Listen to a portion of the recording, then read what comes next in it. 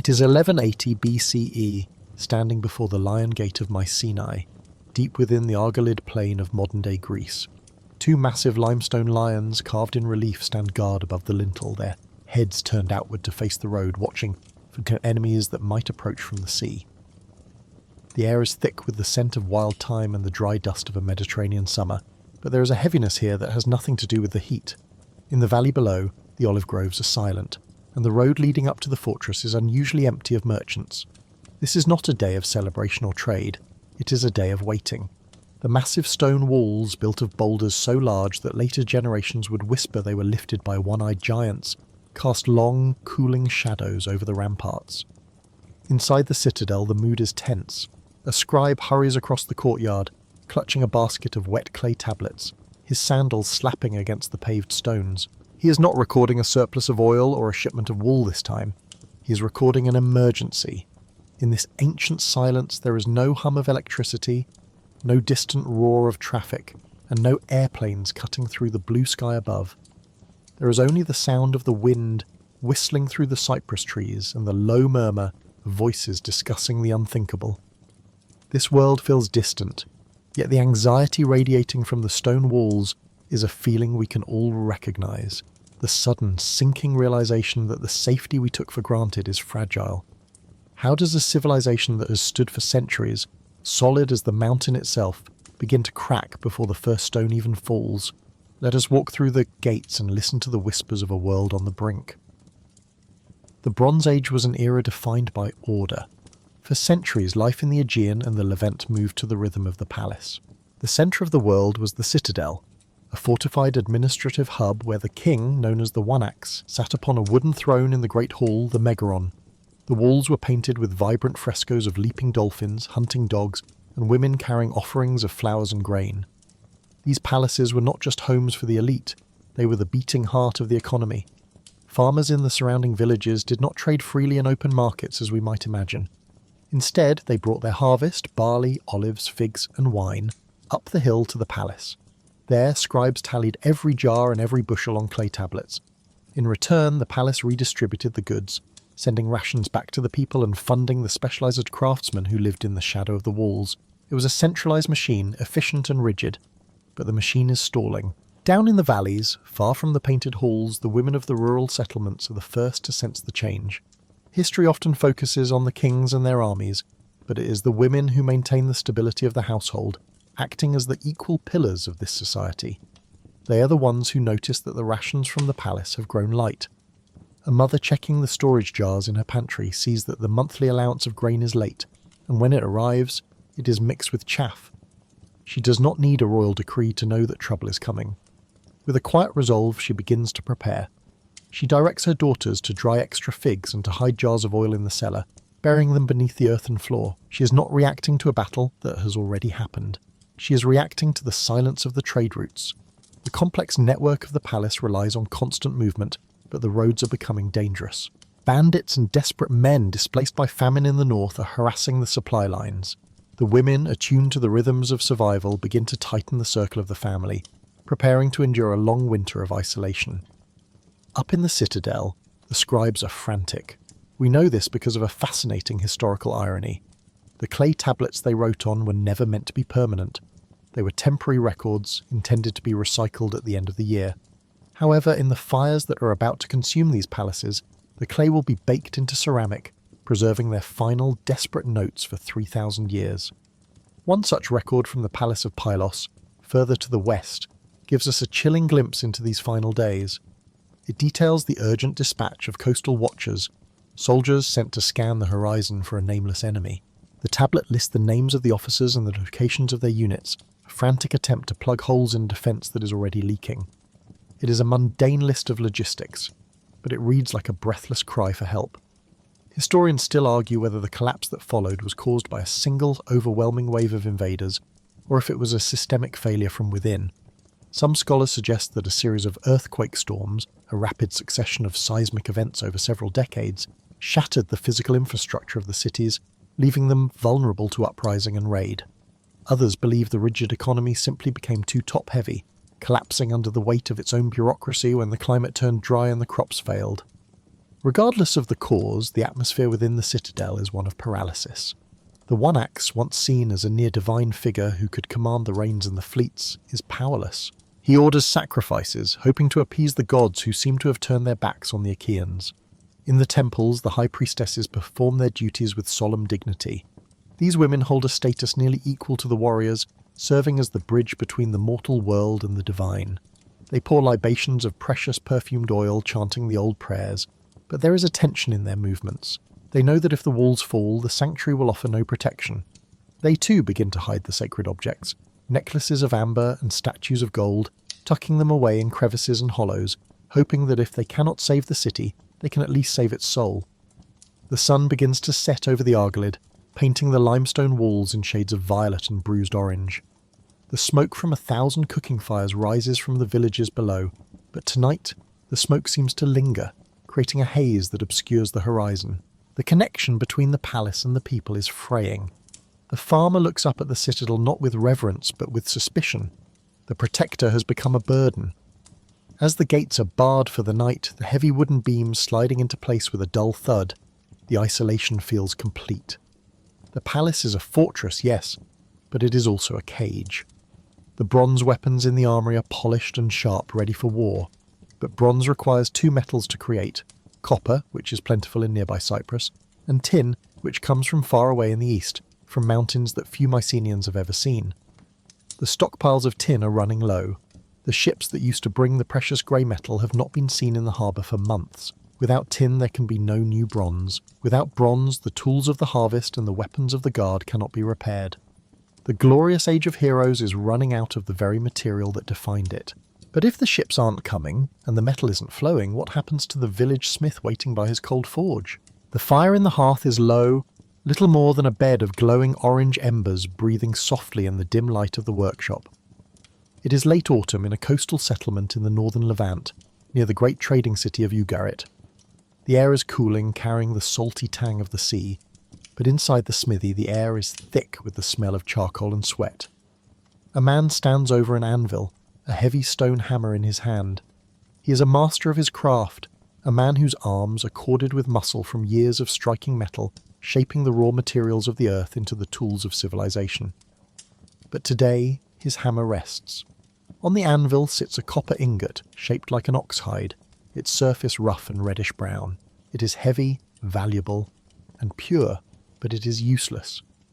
To make bronze, the metal that has defined this age for 2,000 years, one cannot simply use copper.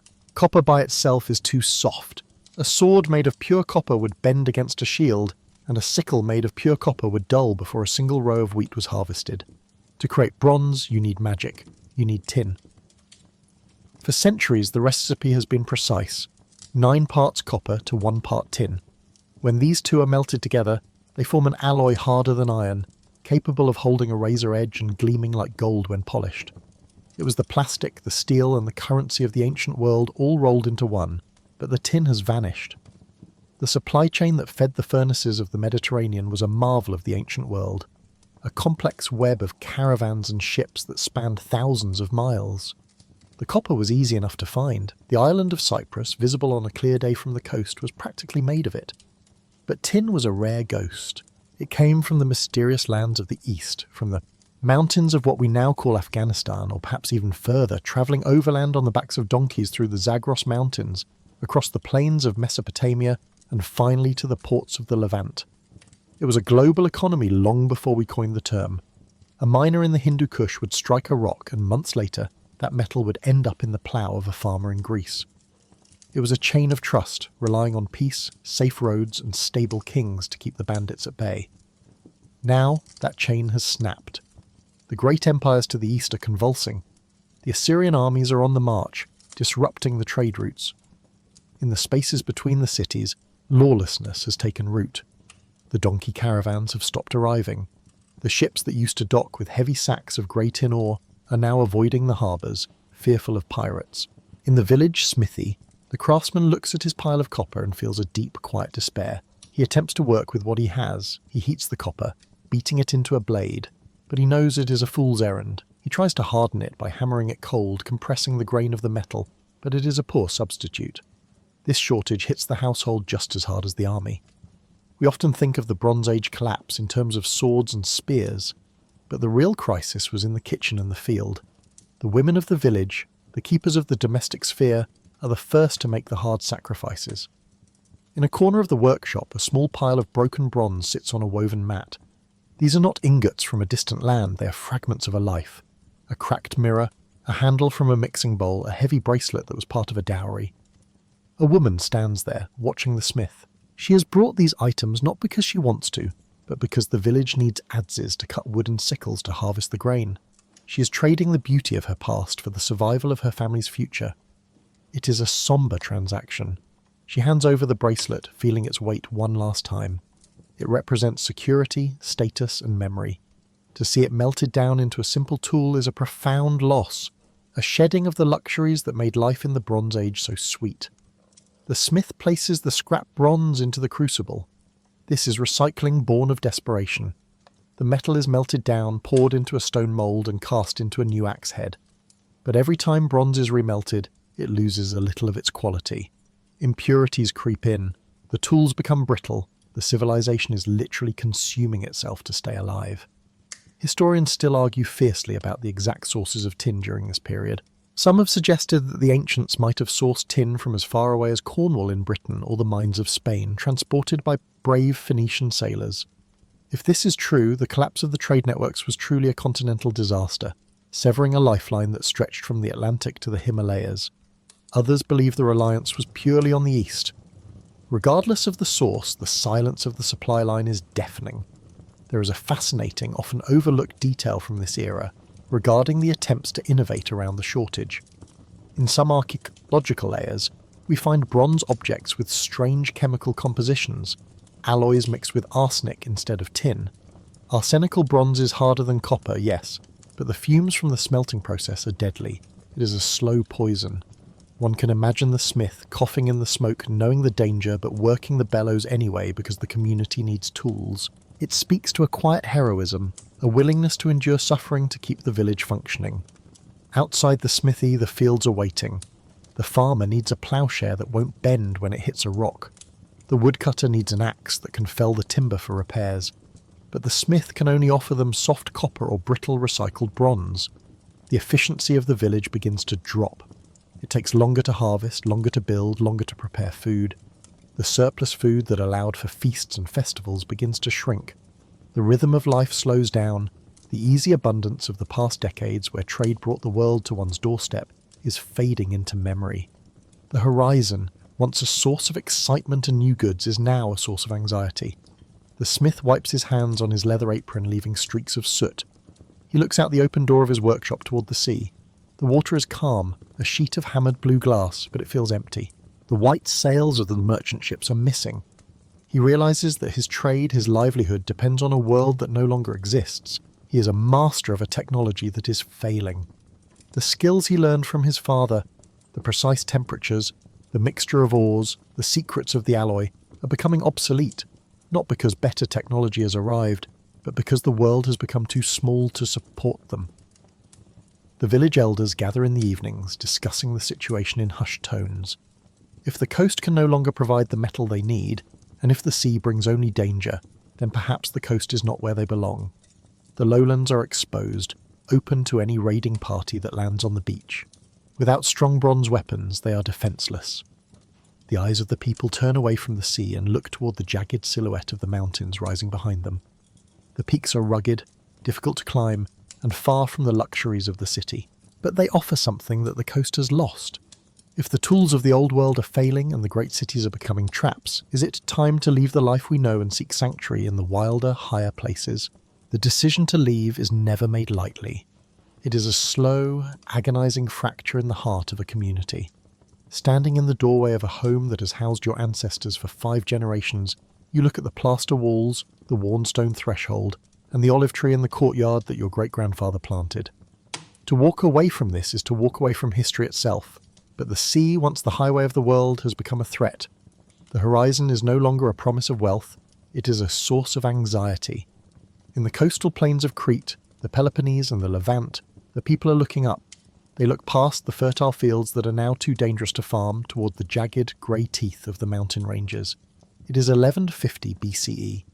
A great migration is underway, but it is not a migration across continents. It is a vertical migration. The civilization of the Bronze Age is retreating from the open lowlands to the harsh defensive safety of the highlands. Imagine the procession leaving a village near the coast. It is not a panicked rout. It is a grim, organised evacuation. The donkeys are laden with heavy sacks of grain, tools and bedding. The men walk alongside, spears in hand, eyes scanning the brush for bandits. But the burden of the move falls heavily on the women. They are not just carrying physical loads, they are carrying the continuity of the family. A mother walks with a ceramic pot carefully wrapped in wool. Inside it does not hold gold or jewellery. It holds a glowing ember from the family hearth. To let the fire go out would be a bad omen, a severance from the protection of Hestia, the goddess of the home. She is transporting the very soul of the household up the treacherous mountain path. The journey is brutal. They climb past the tree line where the air grows thin and the wind begins to bite. They are heading for places like Carfi, high in the Dictaean mountains of Crete. This settlement sits on a limestone crag over 1,100 metres above sea level, nearly 3,600 feet. It is a place where only eagles and wild goats should live. It is cold, it is windy, and it's far from the easy water sources of the valley. Yet they build here. Arriving at the site, the reality of their new life sets in. There are no architects here, no royal engineers to lay out straight streets or drainage systems. The construction is frantic and organic. The men pry loose rocks from the mountainside, piling them up to create rough dry stone walls. There is no mortar, no cut ashlar blocks. These are refuge settlements, built for survival, not for beauty. The houses are small, huddled together, like sheep in a storm, sharing walls to conserve heat and save labour. The layout of these new mountain villages reveals the psychology of the era. The streets are narrow and winding, designed to confuse an attacker. Often the houses open onto interior courtyards, turning their backs to the outside world. It is an architecture of fear. Life up here is fundamentally different. The rich agriculture of the plains, the endless fields of wheat and barley, is impossible on these rocky slopes. The diet shifts. They rely more on herding sheep and goats, animals that can thrive on the scrubby thorns of the mountains. They cultivate small terraced garden plots growing lentils and hardy vegetables. It is a harder life, a caloric step backward. Historians still argue about the nature of these settlements. Were they intended to be temporary camps, occupied only until the troubles passed? Or did the people know deep down that they would never return to the lowlands? The evidence suggests a permanence that is heartbreaking. At Carfi they built a temple, they built shrines, they buried their dead. They stayed not for a winter, but for generations. There is a quirky logistical detail that highlights the sheer stubbornness of these refugees. Water. At many of these high-altitude sites, there is no natural spring within the settlement walls.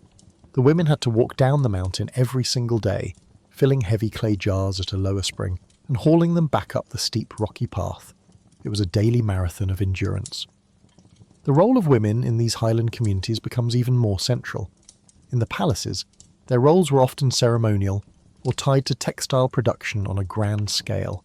Here, on the windswept peak, they become the architects of warmth. They weave heavier woolens to keep out the mountain chill. They preserve food with rigorous discipline, knowing that if the winter snows cut them off, there will be no relief columns coming from the king. The separation from the outside world is profound. From the edge of the cliff at Carfi on a clear day, you can see the Cretan Sea shimmering in the distance. It looks beautiful, a sheet of turquoise. But to the people standing on the cliff, it is a forbidden zone. They can see the ruins of their old world, the abandoned palaces of Knossos and Melia, but they cannot touch them. They are exiles in their own land. Yet in this isolation, a strange thing happens. The collapse of the central authority means the collapse of the central tax system. There is no one axe demanding a percentage of the wool. There is no scribe tallying the newborn lambs.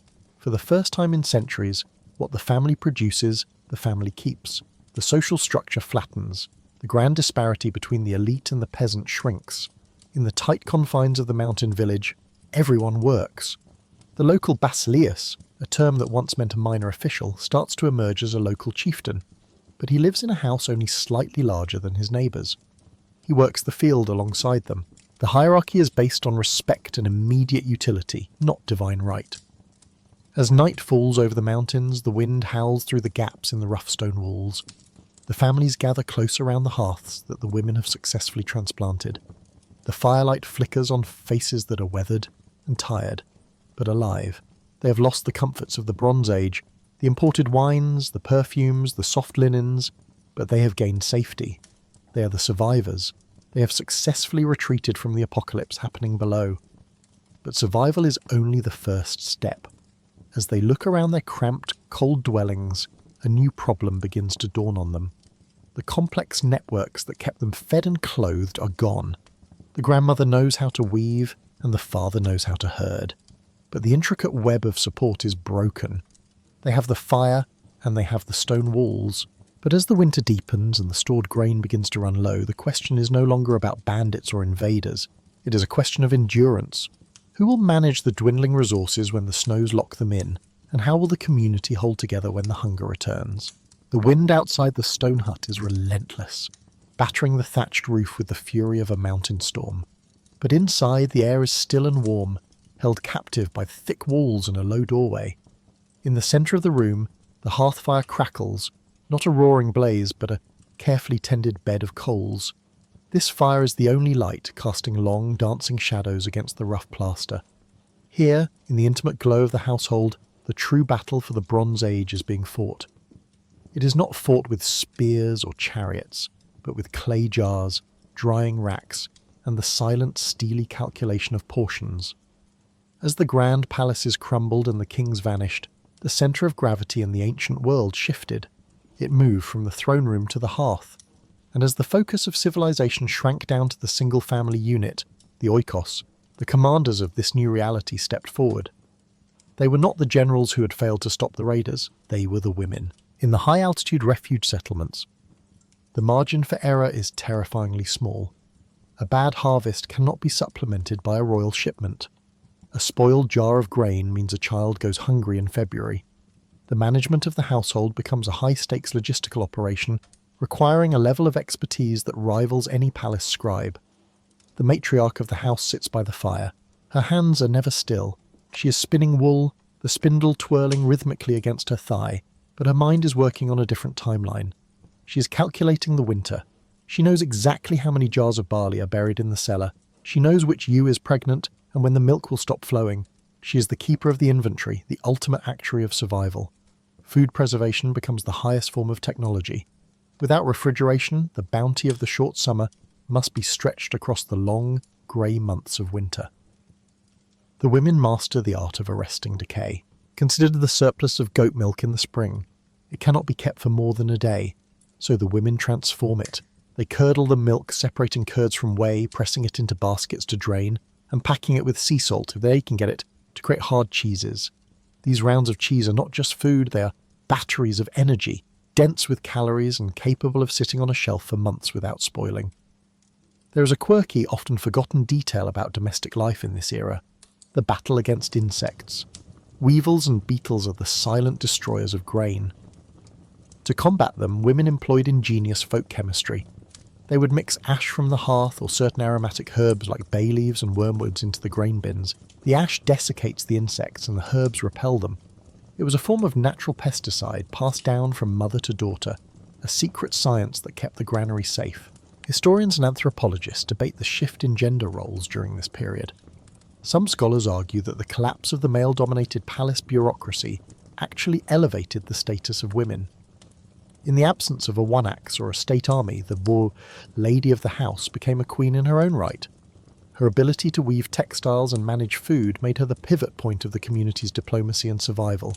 She was no longer a subject of the state, she was the partner in a survival pact. She is also the emotional anchor. The collapse was a time of profound psychological trauma. The world had shrunk, the gods seemed angry, the familiar trade routes were dead. In the evenings, when the fear of the dark pressed against the door, it was the mother who maintained the rituals of normalcy. She poured the libations to the household gods. She told the stories that explained who they were, weaving a sense of identity that the crumbling stone walls could not provide. One can imagine the tension of the evening meal. The food is simple, a porridge of barley, perhaps flavoured with wild onions or a bit of dried fish. The portions are measured. The woman ladles the food into the bowls, her eyes scanning the faces of her family.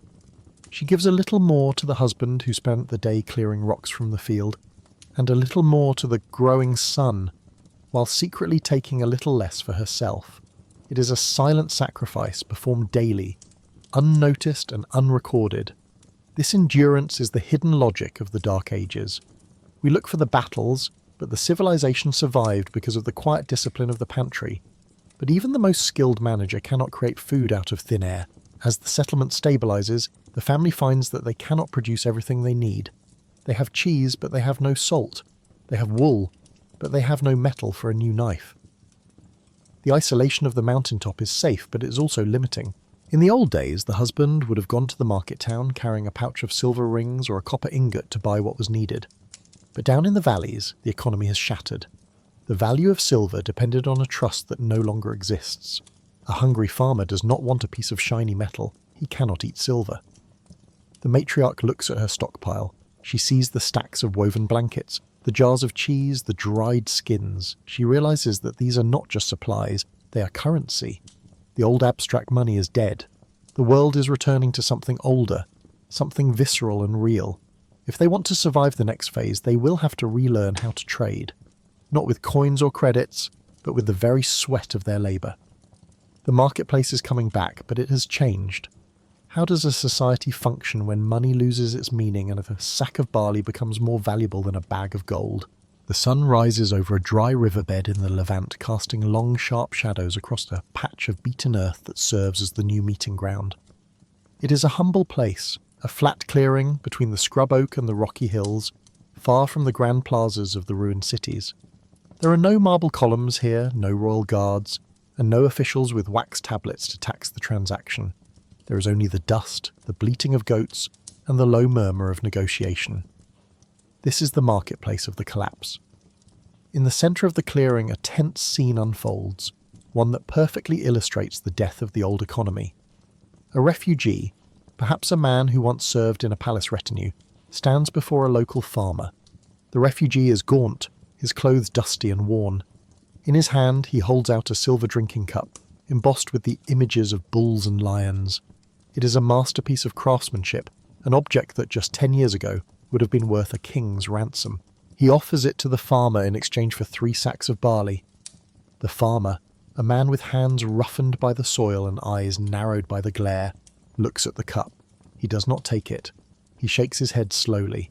To him, the silver cup is useless. He cannot eat it. He cannot plant it. It will not keep his children warm when the winter wind howls. In a world where the supply chains have broken, the abstract value of precious metal has evaporated. The fiat currency of the Bronze Age, value based on status and royal decree, has collapsed. The refugee lowers the cup, defeated. The lesson is harsh but simple. In the apocalypse, calories are the only currency that matters. This shift marks a profound transformation in human history. For centuries, the Mycenaean and Near Eastern economies were redistributive. You didn't really buy and sell, you gave to the palace, and the palace gave back to you. But now, with the palaces gone, the people are forced to reinvent the market from the ground up. They return to the most primal form of economics, the gold standard of grain. Barley becomes the absolute measure of all things. It is durable, divisible, and undeniably valuable. A wage is no longer a piece of silver. It is a ration bowl. A day's labour is worth exactly the energy required to sustain that labour. This return to basics reveals the hidden origins of our own money. The word shekel, which we associate with coins, began here, in the dust of the ancient Near East, not as a coin but as a weight. 1 shekel was originally defined as the weight of 180 grains of barley. When the complex systems failed, the people didn't invent something new. They stripped away the layers of abstraction and went back to the physical seed. Watch the transaction that does happen. A woman steps forward. She does not have silver. She has a length of woven wool cloth dyed with madder root to a deep rusty red.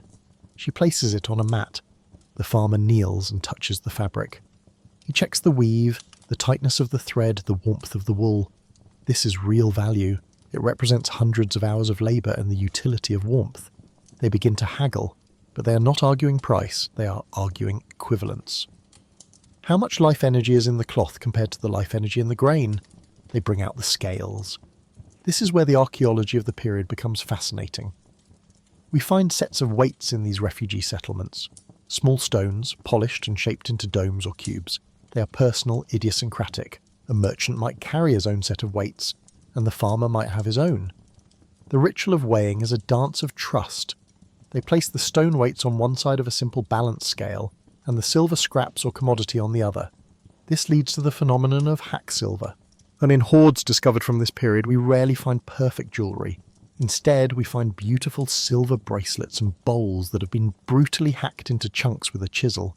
It looks like vandalism to modern eyes, but it was purely pragmatic. The art did not matter. Only the weight of the metal mattered. If a necklace was too heavy to pay for a cow, you cut it in half. The aesthetic appreciation of the Bronze Age had been sacrificed on the altar of survival. Historians and economists still debate the nature of these exchanges. The formalist camp argues that these ancient people acted just like modern capitalists, seeking to maximize profit and reacting to supply and demand. The substantivist camp, following Carl Polanyi, argues that this wasn't a market at all in our sense, that trade was embedded in social relationships, kinship and survival pacts, not profit-seeking. Looking at the scene in the clearing, the substantivists seem to have a point. The woman buying the grain is likely the farmer's distant cousin or neighbour. He cannot gouge her on the price too heavily, or the social fabric of the village will tear. They are bound together. If she starves, he loses a weaver, and the village loses a defender.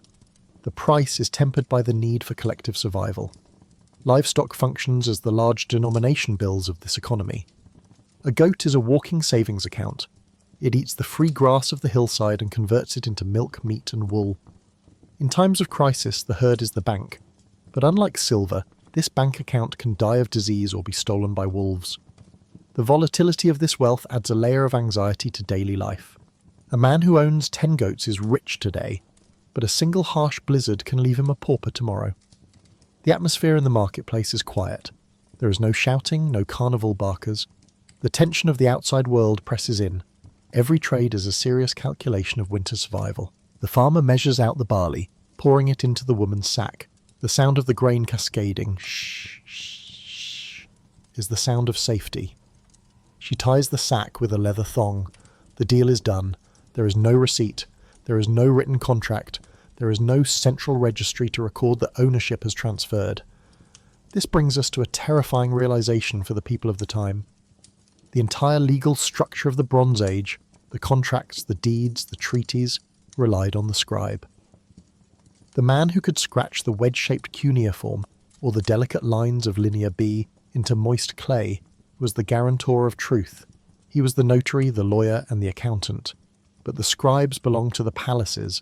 When the palaces burned, the scribes either fled or died.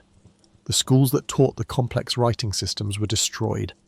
The literacy rate, which was already low, plummets to near zero.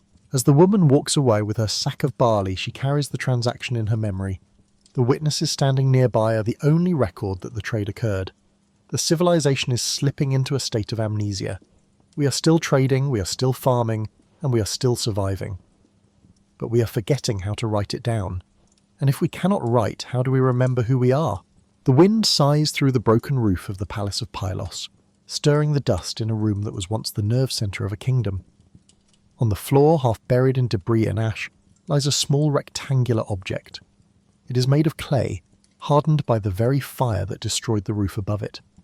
It is covered in tiny, precise scratches, lines, dashes, and pictograms of chariot wheels and jars of oil. This is a tablet written in Linear B. For centuries, these marks were the nervous system of the Mycenaean state. They commanded armies, tracked herds of sheep, and allocated rations to thousands of workers. But now, in the year 1100 BCE, the tablet lies in the dirt, as silent and indecipherable as a stone on the beach. The man who wrote it is dead. But more tragically, the knowledge of how to read it is dying with him. We are witnessing one of the most profound cultural extinctions in human history, the death of literacy. It is difficult for us, in a world saturated with text, to imagine a society forgetting how to write. We assume that progress is a straight line, always moving forward. But history is fragile. When the complex bureaucracy of the palaces collapsed, the script that supported it became instantly obsolete. You see, Linear B was not a script for the people. It was not used to write love letters or poetry or history books. It was a specialized secret code used by a tiny guild of professional scribes for one purpose: accounting. It was the Excel spreadsheet of the Bronze Age. When the kings fell and the taxes stopped being collected, there was simply no reason to teach the next generation how to scratch these difficult symbols into wet clay. Imagine a grandfather, a former scribe, sitting by a village fire years after the collapse. He picks up a stick and draws a symbol in the dirt, the sign for woman or gold. His grandson watches, confused. The boy does not need to know the sign for gold. He needs to know how to skin a rabbit or fix a spear. The old man sighs and wipes the dirt smooth. The knowledge is not lost because it was forbidden. It is lost because it has become useless. This silence spreads across the Aegean. The great silence of the Greek Dark Ages has begun. For the next 400 years, the Greeks will be illiterate. But the human mind abhors a vacuum. If the history can no longer be stored in clay, it must be stored somewhere else.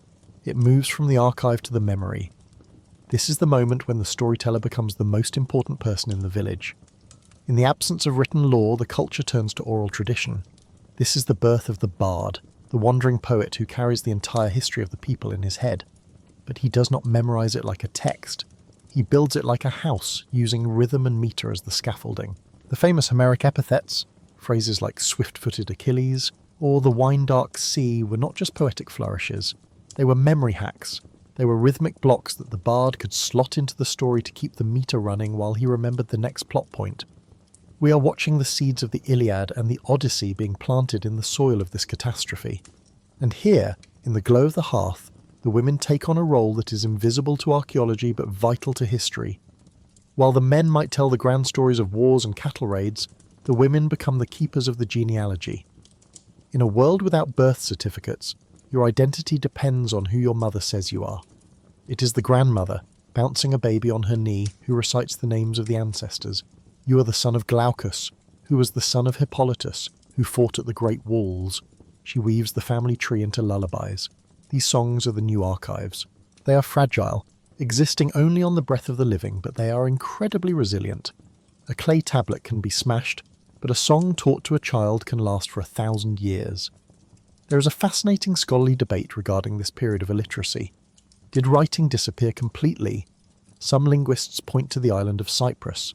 Here, a different script, the Cypriot syllabary, continued to be used throughout the collapse.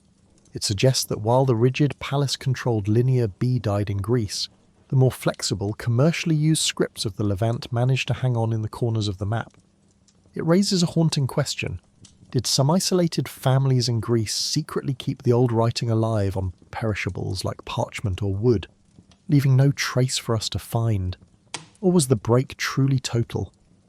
The loss of writing changes the psychology of the people. In a literate society, the past is fixed. A contract is a contract. But in an oral society, the past is far and fluid. A story can change to fit the needs of the present. A defeated king can become a hero. A raid can become a glorious war. The truth becomes flexible. The people are no longer bound by the rigid records of the scribe. They are free to reinvent themselves. But this freedom comes with a shadow. Without the abilities to send messages over long distances, the world shrinks. You can only communicate with someone you can speak to face to face. The regionalism of the Dark Ages sets in. The village in the next valley, once a neighbour, becomes a foreign land. The dialect begins to drift. In just a few generations, the people over the mountain are speaking with a strange accent. As the old scribe dies, taking the secret of the clay tablets to his grave, the village turns its eyes to the road. The silence of the written word is replaced by the noise of reality. The roads are no longer protected by royal decrees, and down those dusty, unguarded tracks, new figures are appearing. They are not merchants, they are not soldiers of the one axe. They walk in ragged groups, carrying their belongings on their backs, speaking strange tongues, and looking at the village lands with hungry eyes. The isolation is about to be broken, not by the return of the king, but by the arrival of the desperate. The dust cloud appears first. It rises in the west, hovering over the dry road like a slow-moving storm. In a village nestled in the foothills of the Lebanese mountains, a young goat herd sees it and runs to alert the elders. The alarm is not rung with a bell, but with a rhythmic beating of a wooden plank, a sound that signals not fire, but strangers. For generations, the arrival of a caravan was a cause for excitement. It meant news, exotic goods, and the tinkling of silver. But now, in the fractured world of 1175 BCE, a dust cloud on the horizon brings a knot of dread to the stomach. The villagers rush to the edge of the settlement, clutching their tools, hoe handles and shepherd's crooks, as makeshift weapons. They stand in silence, watching the shape of the approaching mass resolve itself through the heat shimmer. It is not an army of chariots, it is something far more complex and unsettling. They come in ox carts, heavy two-wheeled wooden vehicles that groan under the weight of piled belongings. Walking beside the carts are men with bronze swords strapped to their chests, wearing strange feathered headdresses or horned helmets. But they are not marching in formation. They are walking with the slumped shoulders of exhaustion. Behind them and riding atop the carts are women holding infants, and children with sun-bleached hair walking barefoot in the dust. These are the infamous sea peoples of history books.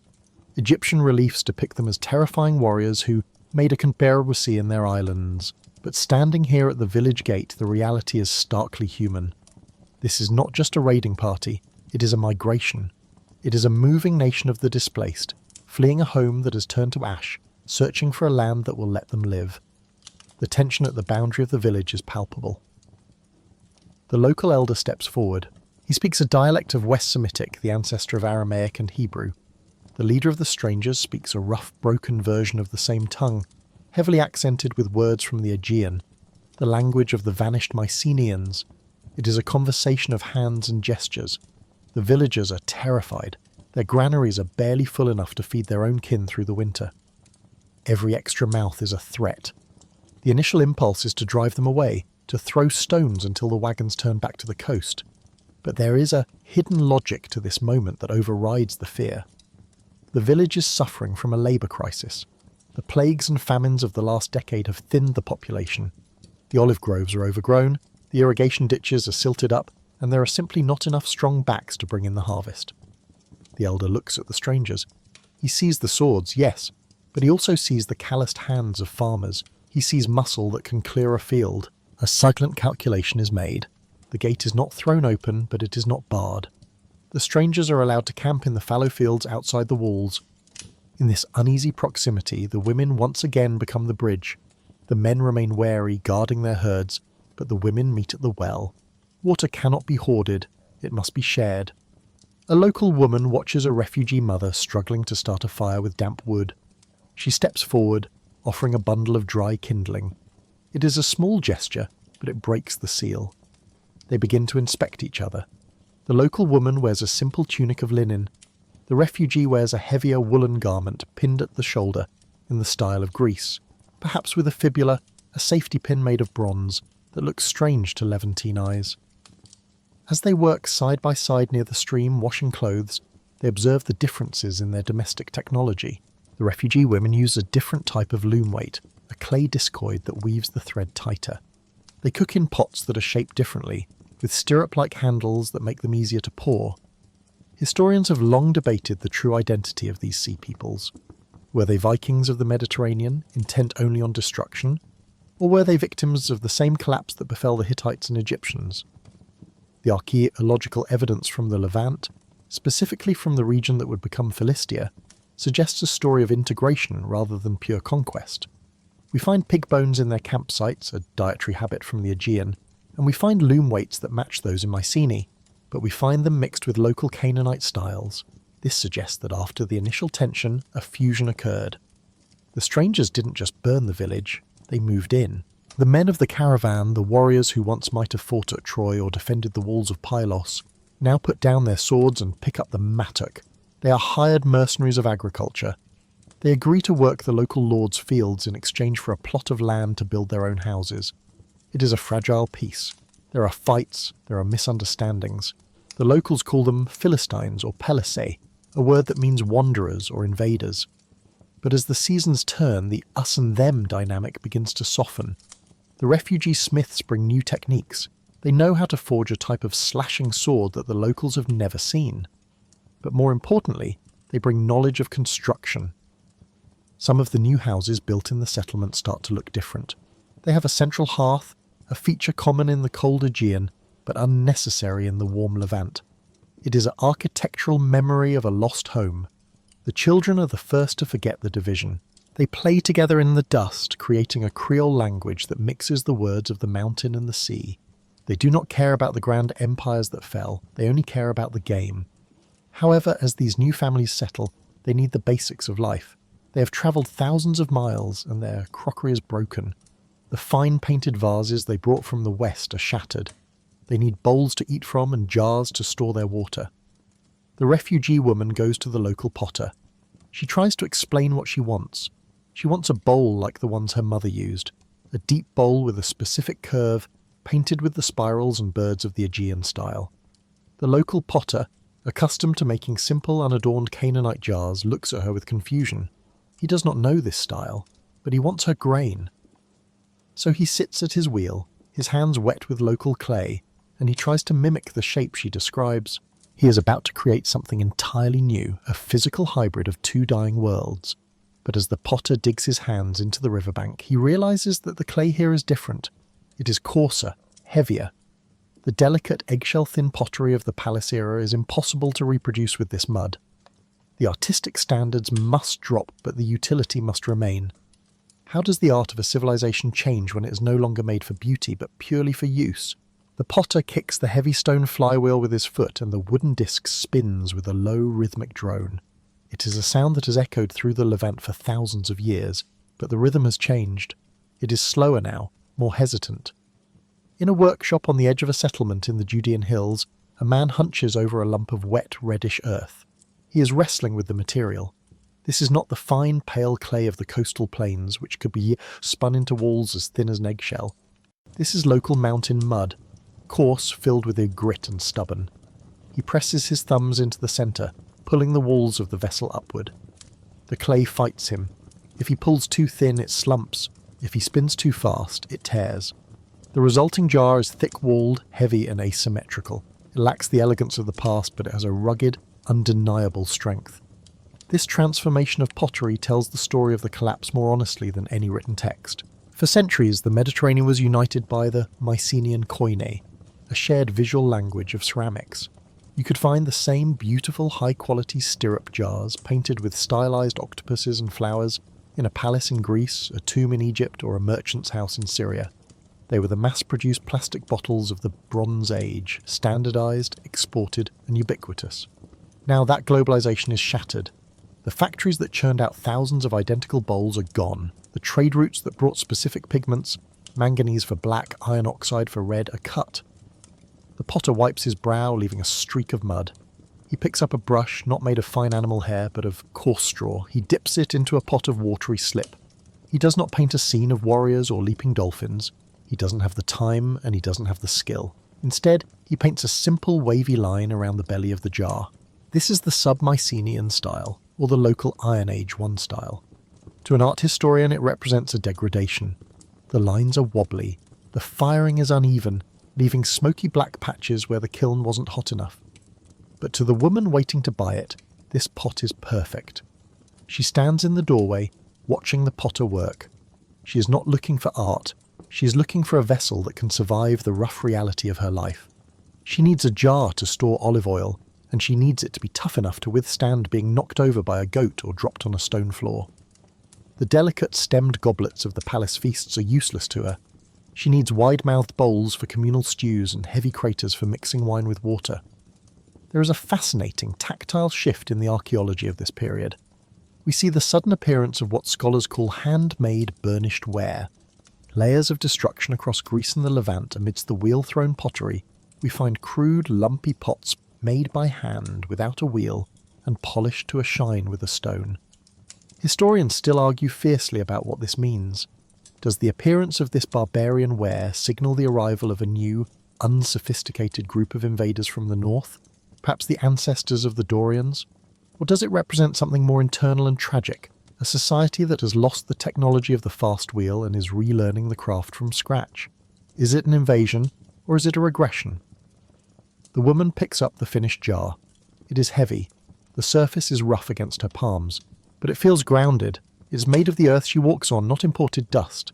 There is a sense of localism returning to the world. Every village begins to develop its own style.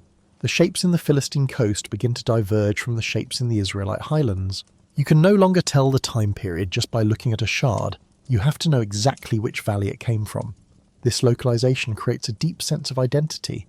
The patterns on the clay, the specific way a handle is attached or a rim is flared, become markers of the tribe. We make our pots like this, they say, and the people over the hill make them like that.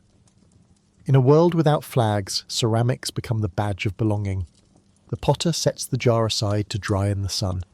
He looks at his hands, cracked and dry from the constant exposure to wet clay. He is tired. The demand is endless because pottery breaks. It is the curse of the material. A slip of the hand, a stumble on a rocky path, and months of labour shatter into useless shards. In the corner of the workshop there is a pile of broken pottery, a midden heap. It is a graveyard of effort. The woman looks at it and sighs. She wishes there was a material that did not shatter. She wishes for a vessel that would dent rather than break, something that could be fixed rather than discarded. She has heard rumours of a new material. It is not the shining bronze of the old days, which is now so rare and expensive that only the chiefs possess it. It is a dark, ugly metal. It does not gleam. It rusts. It is difficult to shape, requiring a fire hotter than any pottery kiln can produce. But they say it is everywhere. They say that the rocks that hold this secret are lying in the fields, ignored by the bronze smiths of the past. They say that if you can unlock the secret of the black stone, you will never have to depend on a tin merchant from the east again. The potter is a master of clay, but he knows his limits. To master this new material, one must be willing to abandon the old ways entirely. One must be willing to work not with the soft, yielding earth, but with the hard, unyielding fire. Deep in the pine forests of the Troodos Mountains in Cyprus, the air is choked with thick, acrid smoke. 'Tis 1050 BCE. We are far from the coast, in a hidden workshop that feels less like a factory and more like a laboratory for a dangerous experiment.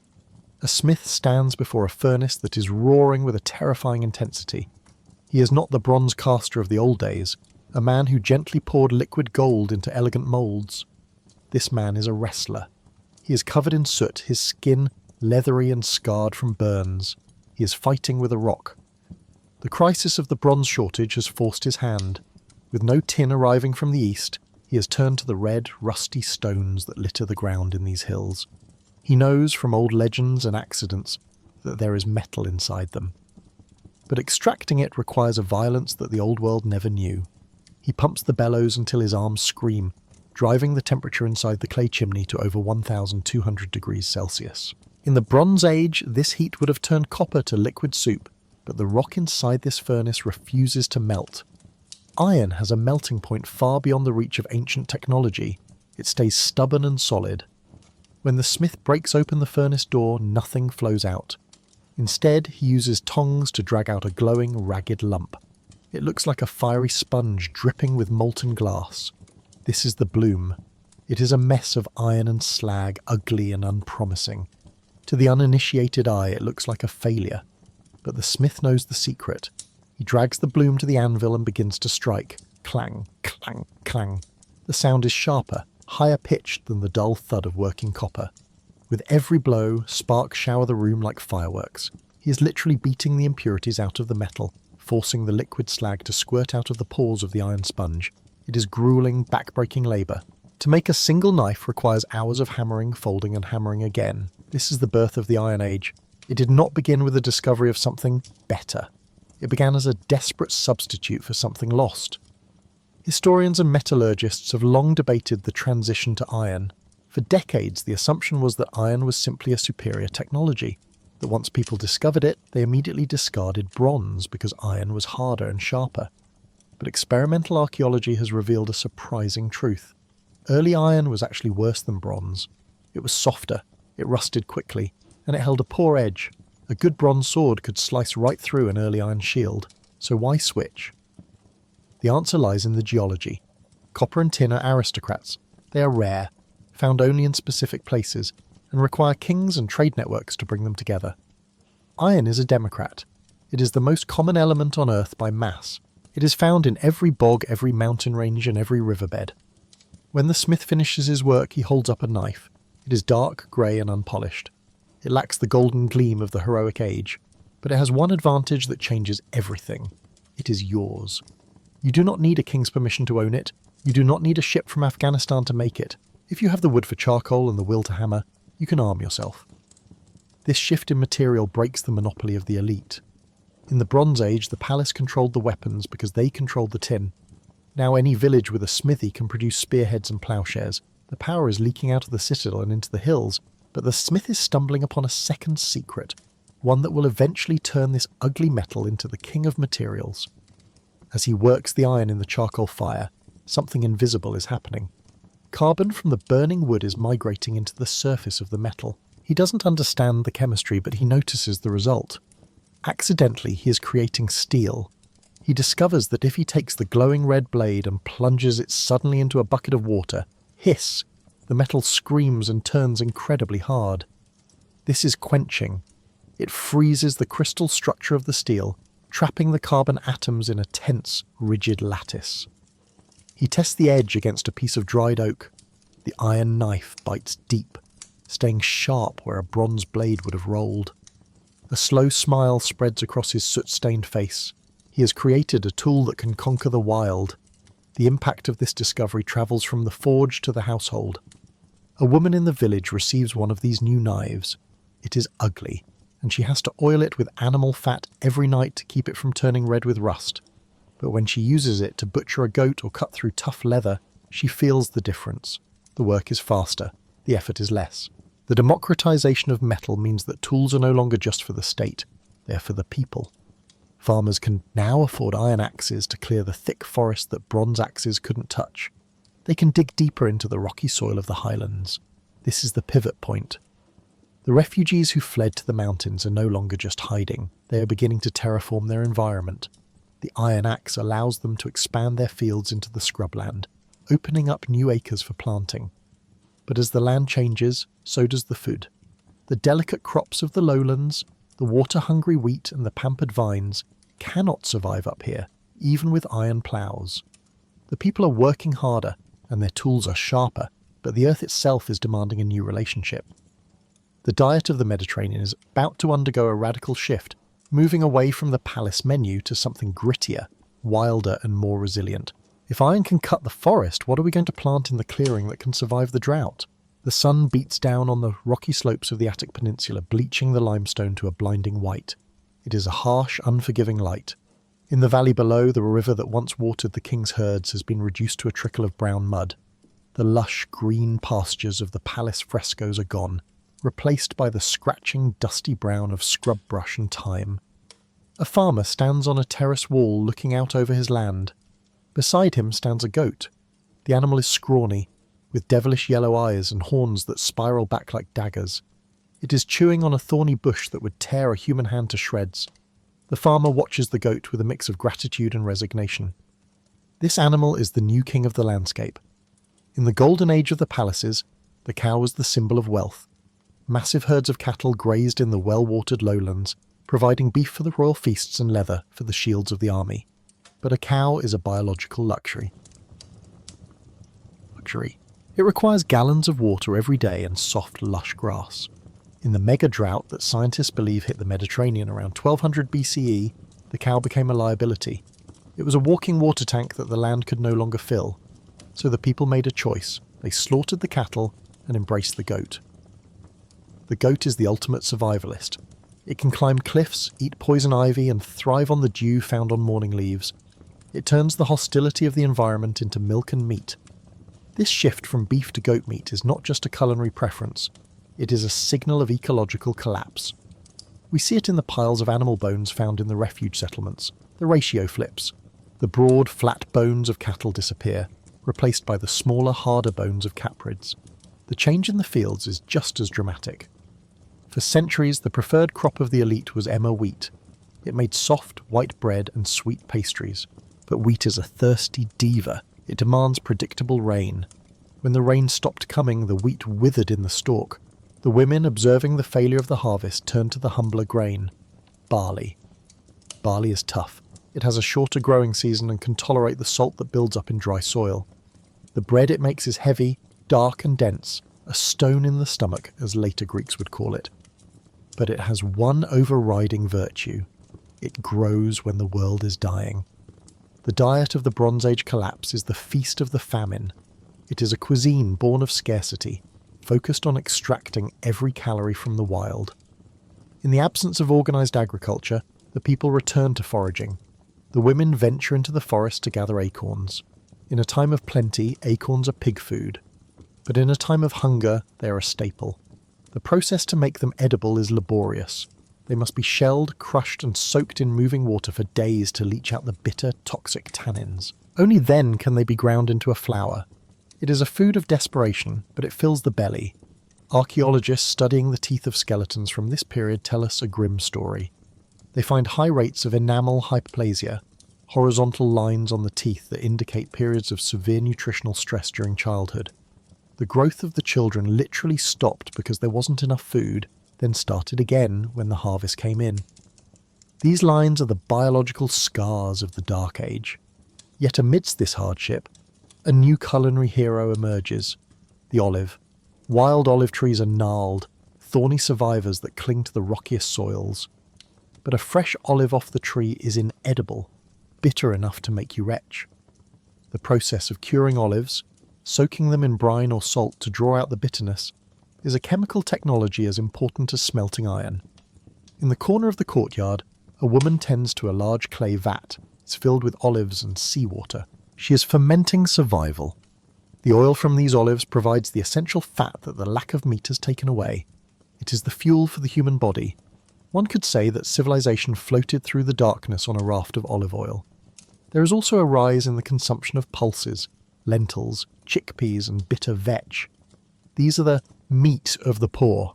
They are nitrogen fixers, meaning they actually heal the soil as they grow, putting nutrients back into the depleted earth.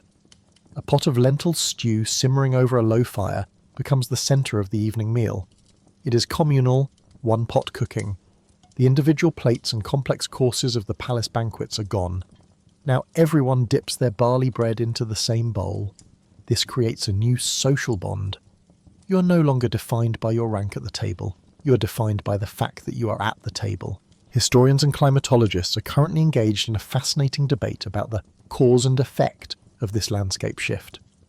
Pollen cores taken from the bottom of lakes in Greece and Turkey show a massive drop in tree pollen and a spike in weed pollen around 1200 BCE. This proves the drought was real, but some scholars ask, did the drought cause the collapse, or did the collapse cause the environmental ruin? Did the desperate herds of goats, stripping the hillsides bare of saplings, prevent the forests from regrowing? Did the people, in their struggle to survive, accidentally strip the skin off the earth, causing the soil to wash away into the sea? It is a haunting question of human agency. Were they victims of the climate, or were they, like us, accelerators of their own ecological crisis?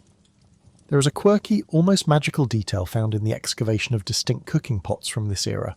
We start to see the grill appear, ceramic stands designed to hold skewers of meat over a fire. In the palaces, meat was boiled in cauldrons, but up in the hills the hunters are roasting wild game, deer, boar and hare. The smell of roasting meat is the smell of freedom, a break from the monotony of barley porridge.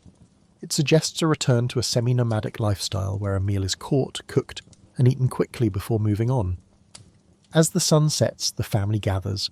The meal is meagre, a chunk of goat cheese, a handful of cured olives and a bowl of pulse stew. But they are alive. They have adapted. They have learned to eat the landscape that the kings rejected. However, as they eat in the dim light of the home, a silence hangs over the spiritual life of the family. In the old days, the best of the harvest, the fattest bulls, the purest oil, was marched up the hill to the great temples. It was given to the gods. The priests would burn the thigh bones wrapped in fat, sending the smoke up to Olympus to keep the universe in order. But now there is no surplus. There are no fat bulls. To give the best food to the gods would mean starving the children. The great temples stand empty. Their altars cold. The smoke no longer rises. If the gods are no longer being fed in the high places, have they abandoned the world? Or have they, like the people, moved into the shadows of the house, waiting for a smaller, quieter kind of worship? The great megaron of the palace is dark. The hearth that once roared in the centre of the throne room, the symbolic heart of the kingdom, is cold and choked with ash. The frescoes of the gods receiving gifts from the one axe are peeling off the walls, flaking into the dust. The official channel to the divine has been severed. But if you leave the ruin and walk down the hill to the small huddled houses of the survivors, you will see a faint light flickering in a niche in the wall. It is 1080 BCE. The state religion is dead, but the private faith is burning brighter than ever. In the corner of a room, on a simple wooden shelf, stands a small clay figure. It is roughly 4 inches high. It does not have the realistic beauty of the palace art. It is stylized, almost abstract. Its arms are raised in a U shape, a gesture of epiphany or prayer. Archaeologists call these the Psi figurines because they resemble the Greek letter Psi. They are found by the thousands in the debris of this era, in graves, in trash pits, and in house shrines. This little clay woman is not a distant Olympian deity. She is the household guardian. She is the listener. The collapse of the Bronze Age caused a theological crisis. For centuries, the king was the high priest. He performed the massive sacrifices of bulls to ensure the rains came and the enemies stayed away. When the palaces burned, it wasn't just a political failure, it was a proof that the old contract with the gods was broken. The gods of the state had clearly stopped listening, so the people stopped shouting at the sky and started whispering to the wall. Religion moves indoors. It becomes domesticated. The rituals are no longer grand spectacles of blood and gold, they are intimate acts of maintenance. A woman approaches the niche. She holds a small jug of oil, precious oil that the family could have eaten. She pours just a few drops onto a stone in front of the figurine. She breaks a piece of barley bread and places it there. It is a pantry cult. You worship where you store your food, because in a time of famine, the granary is the holiest place in the house. There is a deep emotional logic to this shift. When the world is chaotic and dangerous, you shrink your circle of concern. You no longer pray for the victory of the empire or the glory of the fleet. You pray for specific, tangible things. Let the fever leave my son. Let the goat milk descend. Keep the roof from leaking. The role of the priesthood evaporates. In the absence of professional priests who read sheep livers and interpreted the stars, the head of the household takes over. But more specifically, the archaeology suggests a surge in female spiritual authority. In the refuge settlements of Crete, like Carfi and Gazi, we find strange larger statues, the goddesses with upraised arms. These are distinct from the tiny Psi figurines. They are terracotta statues with cylindrical skirts, often crowned with symbols of nature, birds, snakes or poppy heads. These statues are almost always found in small bench-lined rooms that could only fit 10 or 12 people. These were neighbourhood shrines, likely tended by local women. The symbols on their crowns, the poppy heads, hint at a fringe reality of this era. The opium poppy was known and cultivated. In a world of chronic pain, malnutrition and trauma, it is very likely that these small candle-lit ceremonies involved the use of opium to induce a trance state, a way to commune with the goddess and escape the harshness of the Iron Age reality, even for an hour. Historians and scholars of religion fight a quiet war over this period. The discontinuity camp argues that Greek religion completely rebooted during the Dark Ages, that the old Mycenaean gods were forgotten, and the pantheon we know, Zeus, Hera, Poseidon, was imported or reinvented later. But the continuity camp points to these humble house shrines. They argue that while the kings forgot the gods, the people remembered. The name Dionysus appears on a Linear B tablet long before the collapse, and then reappears centuries later. Where was he in between? He was hiding in the peasant's hut, kept alive in the stories told by the fire and the libations poured in the dark. The intimacy of this worship changes the nature of the gods themselves. They become less regal and more trickster-like, more human. The heroes of the stories from this time are not generals, they are wily survivors like Odysseus, men who use their wits to escape monsters. The gods become patrons of the clever and the enduring, not just the strong. As the woman finishes her prayer, she snuffs out the lamp to save the oil. The room plunges into darkness. She feels safer knowing the clay figure is watching the door. But there is a problem. The rituals require supplies. Even the humblest god needs incense to smell, or a specific resin to burn. In the past, frankincense and myrrh came on the great ships from the east. Those ships are gone. The local herbs, sage and thyme, are good substitutes, but they are not the same. And it is not just incense. The family needs salt. They need obsidian for sharp blades that iron cannot yet match. They need things that cannot be found on their mountain. The ocean is still there, crashing against the shore below. It has been a zone of death for 50 years, a place of pirates and raiders. But the sea is also a road. And for those brave enough to venture back to the water, not in giant galleys but in small swift boats, there are opportunities. The grand trade is dead, but a new, quieter kind of network is beginning to stitch the edges of the Mediterranean back together. Who are the men willing to risk the waves when the horizon is empty of friends? The moon is obscured by clouds, turning the Aegean Sea into a restless, shifting void of black ink. A small ship glides silently through the water, hugging the jagged coastline of a Greek island. There are no lanterns burning on the deck. The crew speaks in whispers. The sail is brailed up and the men are rowing with muffled oars, dipping the wood gently into the swell to avoid the splash that might betray their position. This is not the majestic royal galley of the Bronze Age, painted with eyes on the prow and filled with soldiers. This is a brailed sail boat, barely 40 feet long, battered by salt and sun. The man standing at the tiller is not an admiral. He is a survivor, a smuggler, and the grandfather of the modern entrepreneur. In the year 1050 BCE, the Mediterranean is a wild west. The great navies that once patrolled these waters, the Egyptian fleets, the Mycenaean squadrons, are gone.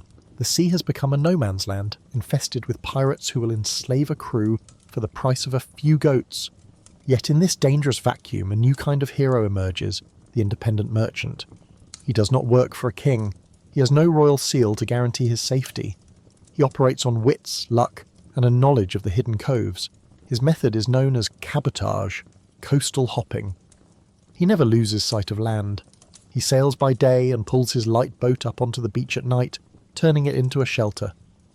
The cargo in his hold tells the story of the new economy.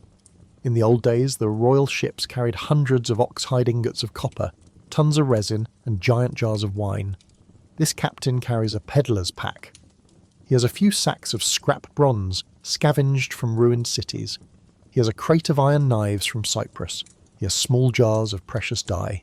His inventory is high value, low volume, and easy to hide.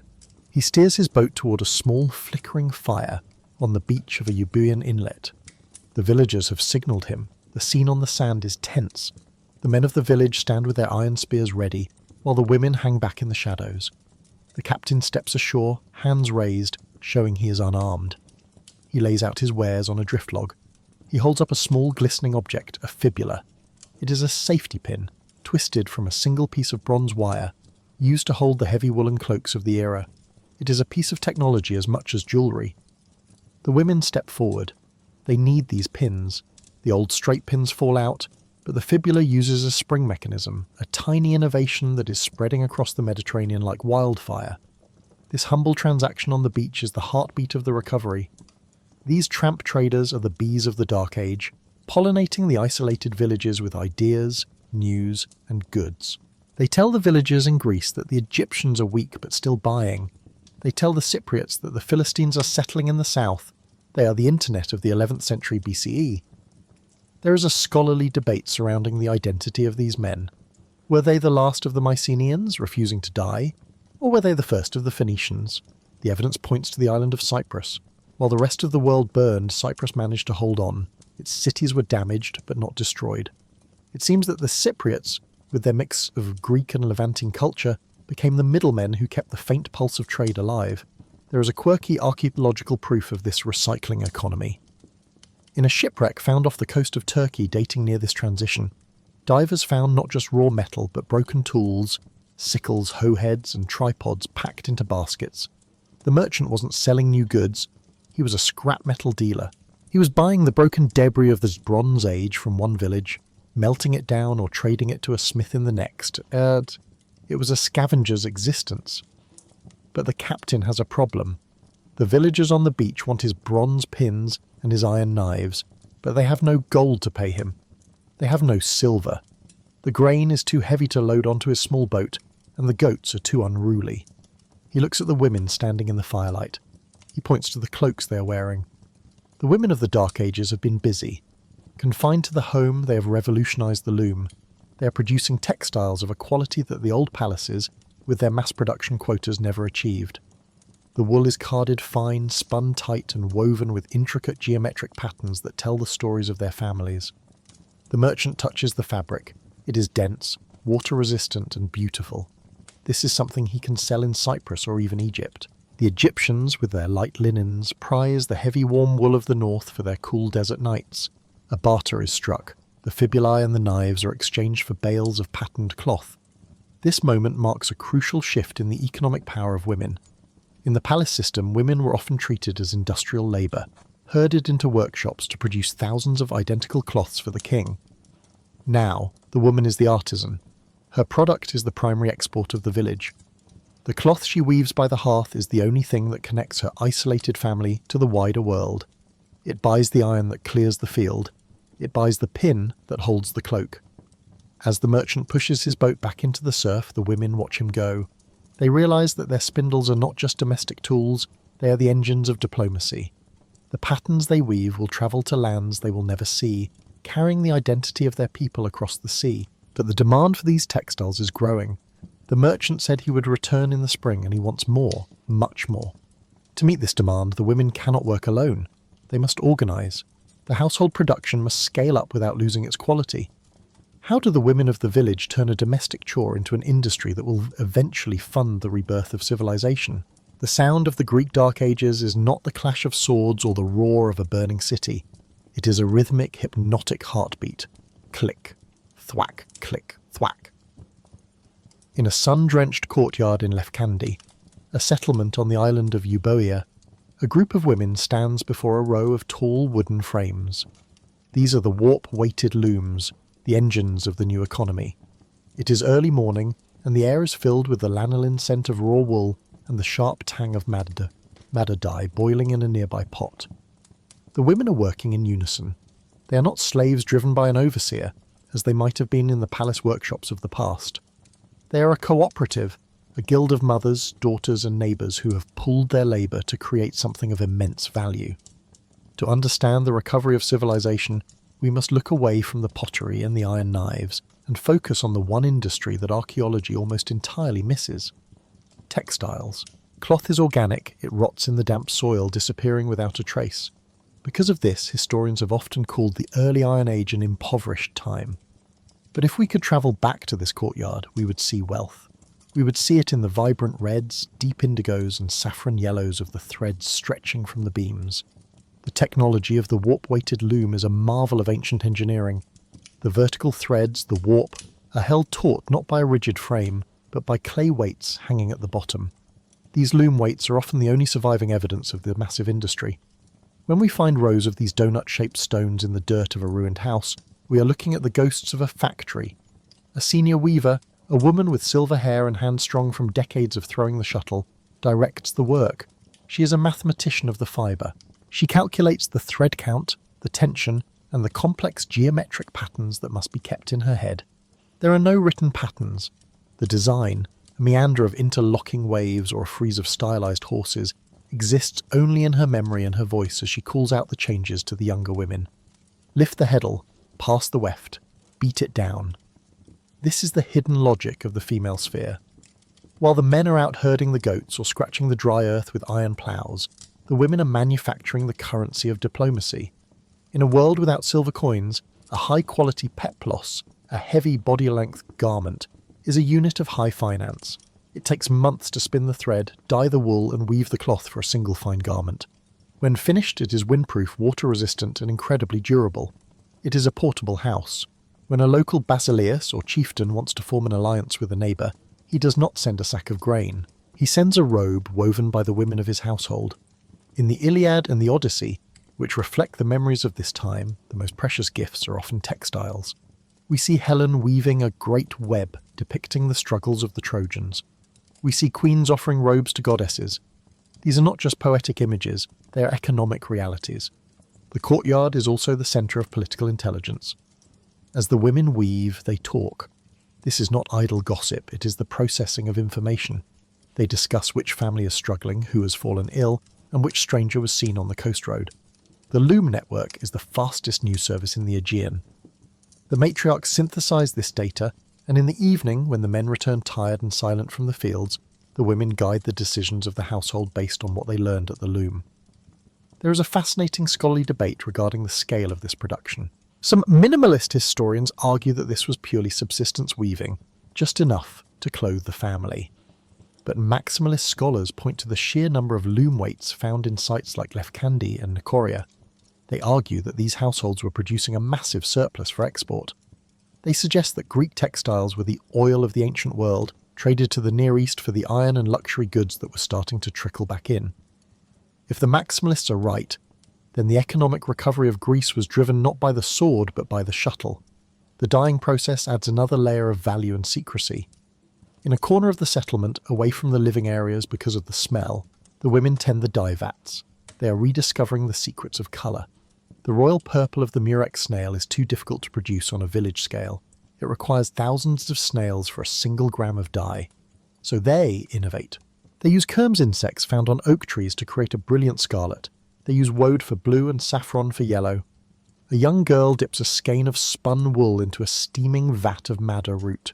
She watches the grey wool turn a deep, earthy red. It feels like magic. In a drab world of grey stone and brown dust, colour is a psychological weapon.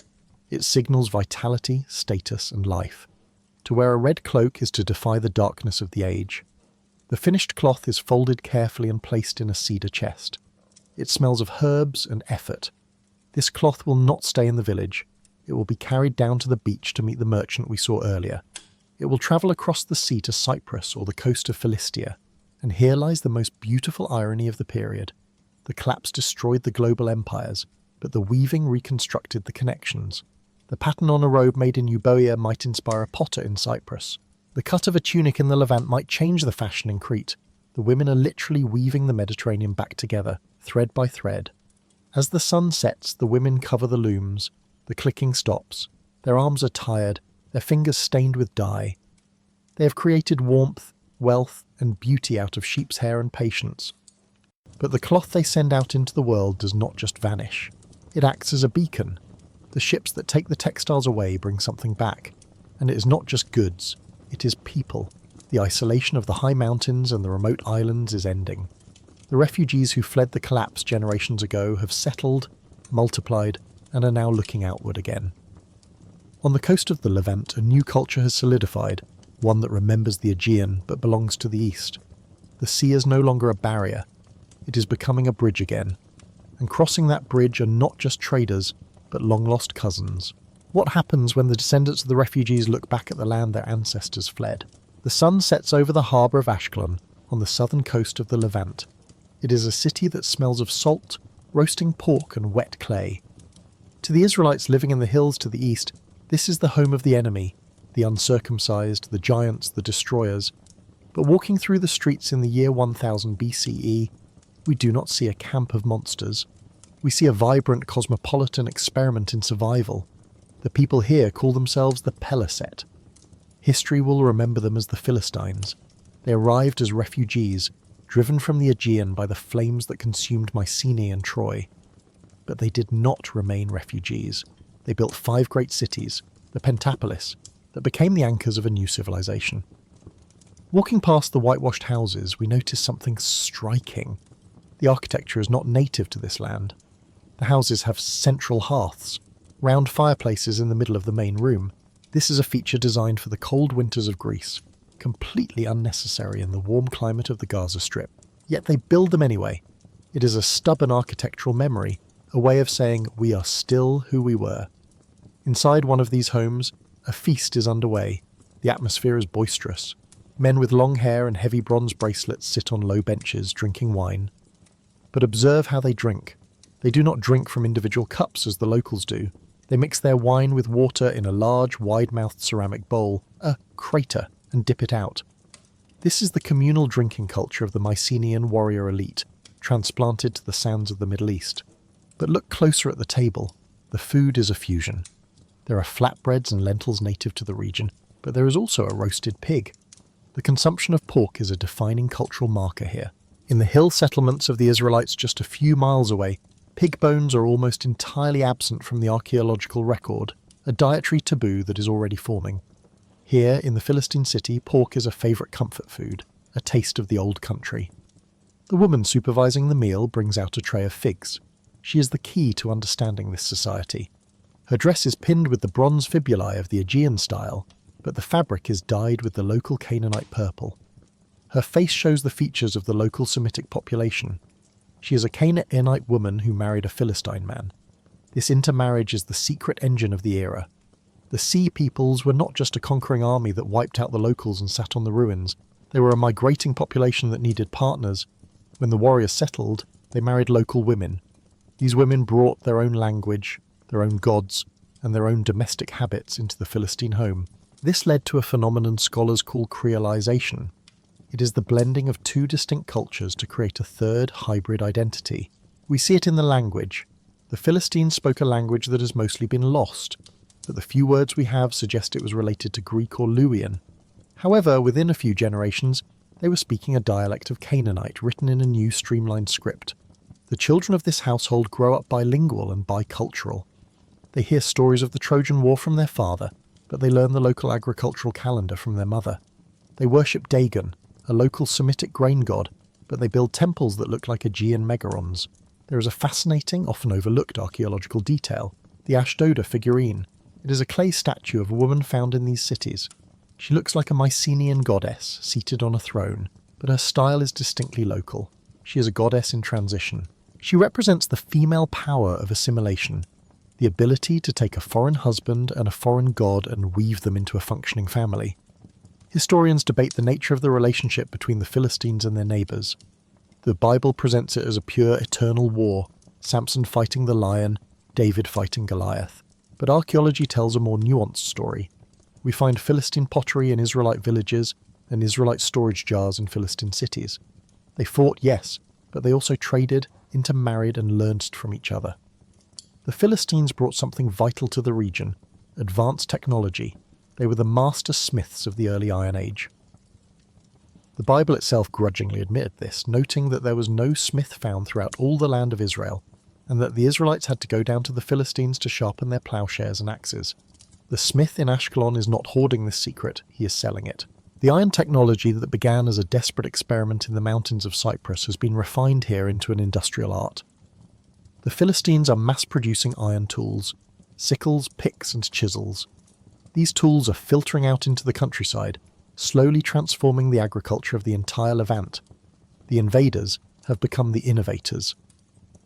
As the evening feast winds down, the men pour a final libation to the hearth. The fire crackles, consuming the wine. The fear of the sea has faded. The Mediterranean is no longer a barrier of terror. It is becoming a lake of connection again. The Philistine ships are sailing north to Phoenicia and west to Cyprus, stitching the trade routes back together. But something else is happening in the hills to the east.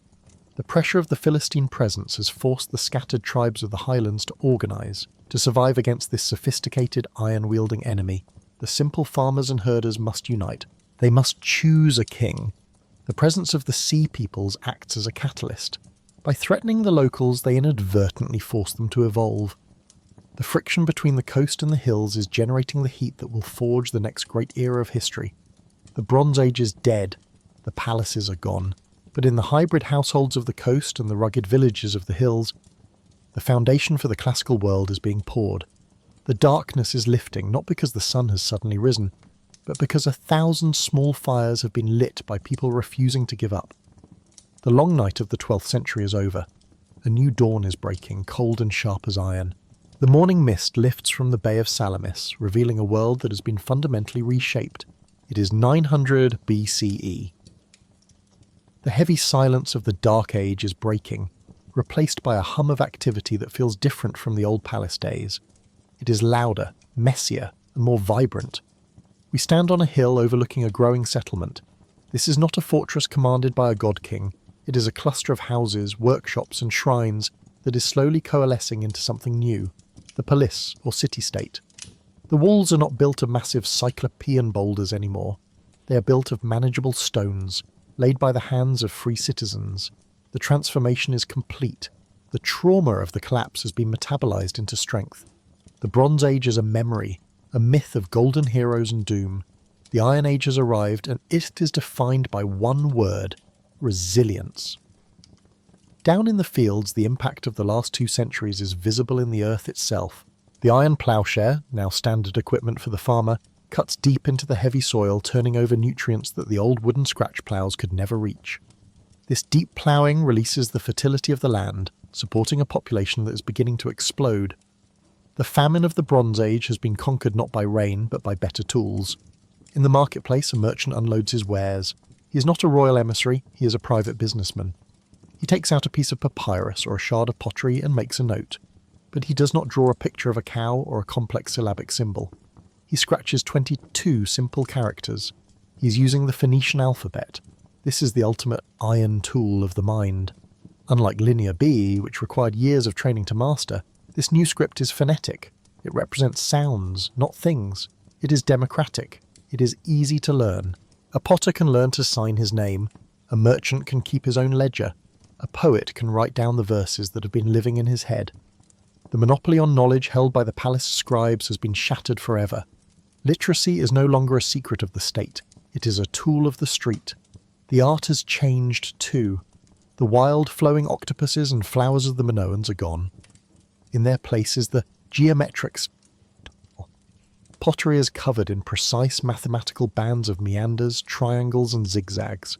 It looks rigid, but represents a society that is trying to impose order on chaos. It is the visual language of a people who have survived anarchy and crave structure. In this new world, the role of women has evolved yet again. They are no longer hiding in the hills, guarding the hearth from raiders.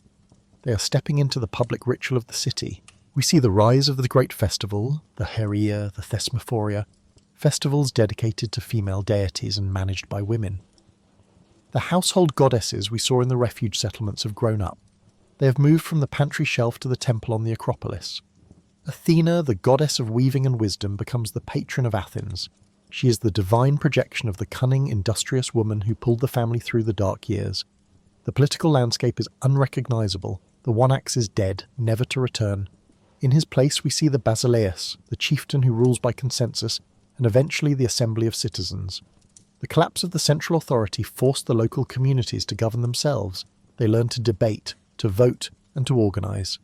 The seeds of democracy were not planted in the palaces of the rich. They were planted in the refugee camps where everyone had to work to survive. Historians often view the Bronze Age collapse as a tragedy, a setting back of the clock. But looking at this vibrant, iron-willed society, we must ask, was it a disaster? Or was it a necessary fire? The old system was brittle. It was top-heavy, rigid, and dependent on a global trade network that one war could snap. It was a forest of old, rotting trees that blocked out the light. The collapse was the forest fire that cleared the underbrush. It was painful, terrified, and destructive. But it allowed the sunlight to reach the forest floor. It allowed the small things to grow. The small merchant, the small farmer, the local smith, and the household weaver. They were the saplings that survived the fire. And now they are the forest. The Iron Age is not an age of gold and glamour. It is an age of grit. It is an age where the metal in your hand and the letters on your scroll belong to you. The civilization that emerges from the ashes is tougher, more adaptable and more human than the one that burned. As the sun climbs higher, illuminating the white waves of the Aegean, we see a ship leaving the harbour. It is heading west, toward Italy, toward a small village on the Tiber River. The story continues. The Dark Age was not an end. It was the long, hard labour of birthing the classical world. The fire in the hearth has burned down to a soft bed of glowing coals. The shadows in the room have lengthened, wrapping around us like a warm, heavy blanket. The busy sounds of the marketplace, the clang of the smith's hammer, and the click of the weaver's loom have all faded into the silence of history. We have walked a long road together tonight. We travelled from the panic of the burning palaces to the quiet desperation of the mountain caves, and finally to the hopeful sunrise of a new era. We have seen how fragile civilization can be, vanishing like smoke in the wind. But we have also seen how incredibly resilient the human spirit is. When the great kings fell, it was the ordinary people, the mothers, the farmers, the potters, who picked up the pieces. They found a way to keep the flame alive, cupping their hands around it through the long, cold winter of history. They remind us that even when the world seems to be falling apart, life finds a rhythm. The seasons turn, the grain grows, and the story goes on. Now it is time to rest. The ancient world is sleeping. The scribes have put down their styluses, the sailors have furled their sails, and the villagers are quiet under the stars. Let the dust settle on the road. The past is safe. It has been remembered. Close your eyes and let the centuries drift away. There is nothing left to solve, nothing left to carry, just the steady, comforting beat of time, moving forward, always moving forward. Be at peace